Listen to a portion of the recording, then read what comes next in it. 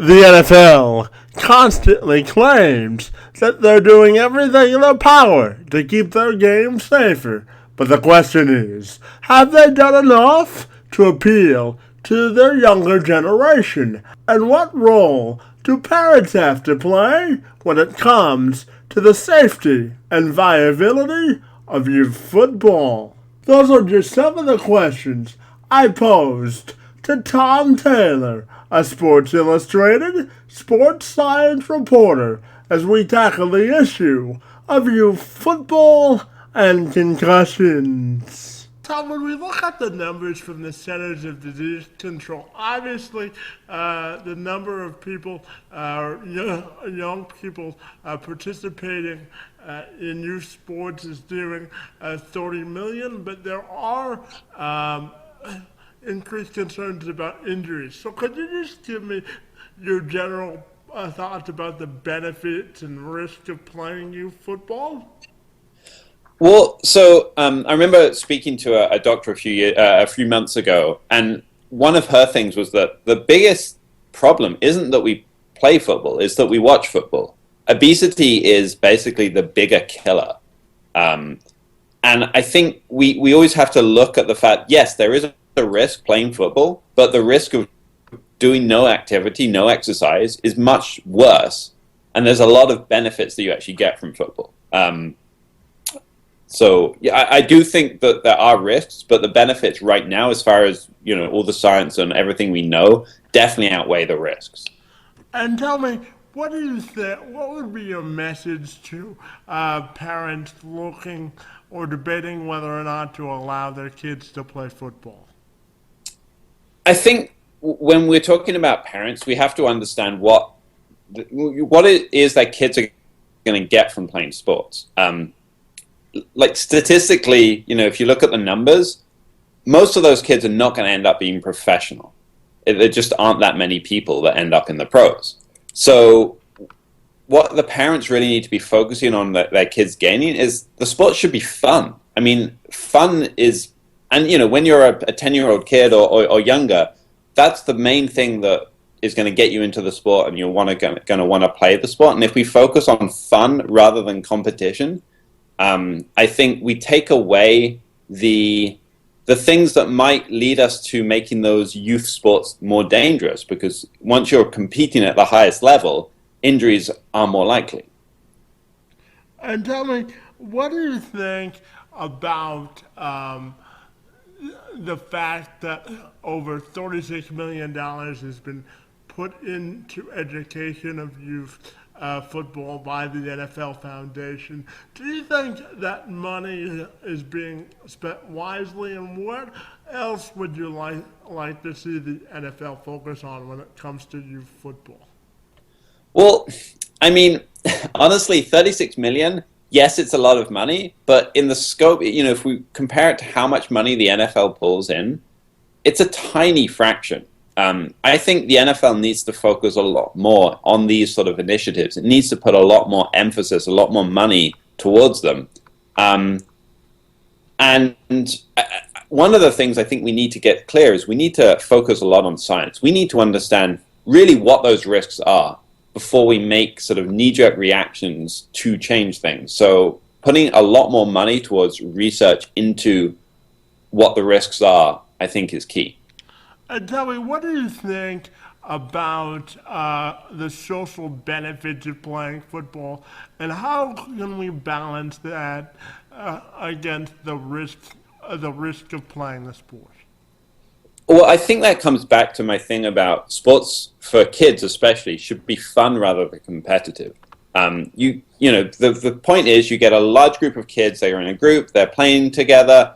That should be a fun thing. There should be social bonding, all of that sort of stuff. There shouldn't be this pressure that those teams need to absolutely perform, need to absolutely win, and then if they don't, that the kids are kind of looked down on or in trouble or anything like that. So it's competition versus fun. I think if we have the fun aspect, we have that social part, we have all the benefits that gives. If we have too much competition, I think we're going to lose that.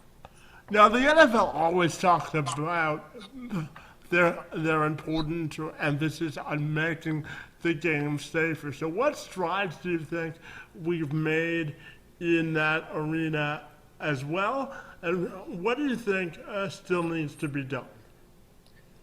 I mean, yes, we have made we have made the game safer in general in a lot of ways, but at the top level, we also have this competition between fans and the players and everything. They want to go faster every year. They want to be more extreme every year, and as we get more and more extreme, we get closer to sort of raising those injury risks. So it's a difficult situation for the NFL because they have to balance the pure theater of it against protecting the health of the players. Whether or not we're succeeding perfectly in that, I don't know. And I think that kind of comes back to really understanding the risks, really like looking into the research. We don't know really right now much about CT, chronic traumatic encephalopathy, which is the degenerative brain disease that several NFL players post-mortem have been diagnosed with. So we really need to know so much more about what the brain effects are from playing football. And that just means more research, more money to research. And what do you think about the NFL's efforts to train youth football coaches? Do you think that process is getting better as well? I guess, I mean, so the key to the NFL and the key to its future is definitely the youth. So it makes sense the NFL will try and focus towards maybe making the game safer for kids. I guess the question is, at what point, will those safety measures translate into the NFL? Is it going to be that we have kids playing safer football, but at some point they switch into, maybe the tackles, the sort of things that we expect from NFL players? Because I've heard people talk about things like teaching much more rugby tackles, but will those, are we going to then have the pros being taught them as well? Because then you're going to have like a group of younger players coming up into the pro play the same way, and I don't understand how that dynamic will work unless we're teaching the pros, like the older players, as well as the younger players. Now, do you think the recent rash of younger players retiring will affect youth enthusiasm to want to play football?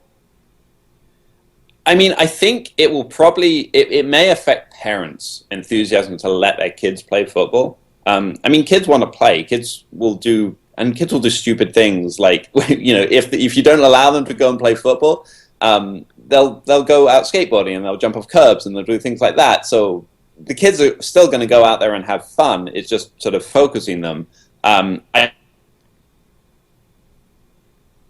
don't. The kids look up and see these players retiring, whereas the parents may definitely. However, there's still such a large pool of players who will be playing football, and parents, I think, who will let their kids play football, that those retirements, I don't think just the retirement is maybe the biggest thing. If those players in retirement sort of feed back into the game in efforts to make it safer, then I think that will have a greater impact. But if the players just literally walk away from the game, I think we are kind of losing that opportunity to take these players who have concerns and use those to improve the game. And finally, is there anything else you want to share about the state of youth football, or anything else you want our viewers to know?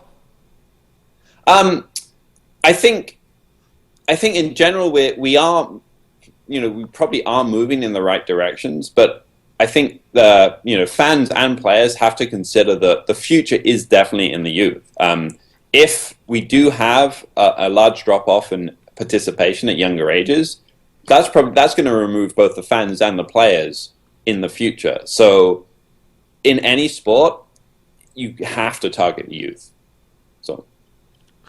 All righty, Tom, we want to thank you for your time this afternoon and for joining us to talk a little bit more about the state of youth football on the Two Man Advantage podcast.